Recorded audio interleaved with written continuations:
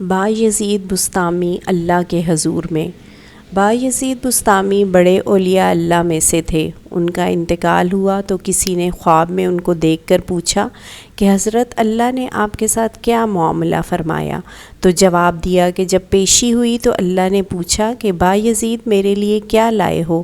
میں نے کچھ دیر سوچنے کے بعد کہا، اے اللہ، کوئی عبادت اس لائق نہیں کہ تیری جناب میں پیش کر سکوں، سب میں عیب و قصور ہے، البتہ تیرے لیے توحید لایا ہوں، کیونکہ میرا عقیدہ تو مضبوط تھا کہ تو ہی سب کچھ کرنے والا ہے، نفع کا مالک تو، نقصان کا مالک تو، مشکل کشا تو، حاجت روا تو، اس لیے میری جانب سے آپ کے لیے توحید خالص کا تحفہ پیش ہے۔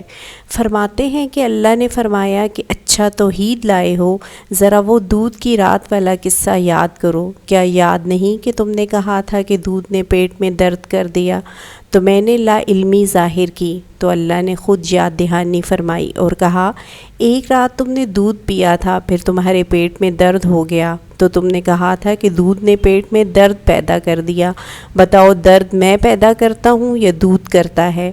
کیا یہی تمہاری توحید ہے جس کو تم میرے دربار میں پیش کرنا چاہتے ہو؟ اس میں تو شرک کی آمیزش ہے۔ حضرت بایزید رحمہ اللہ فرماتے ہیں کہ میں نے کہا کہ اے اللہ، میرے پاس تو کچھ نہیں ہے، نہ کوئی عمل و نیکی، نہ ایمان و توحید جو تیرے شایان شان ہو، اس لیے محض تیرے فضل سے معاف فرما دے۔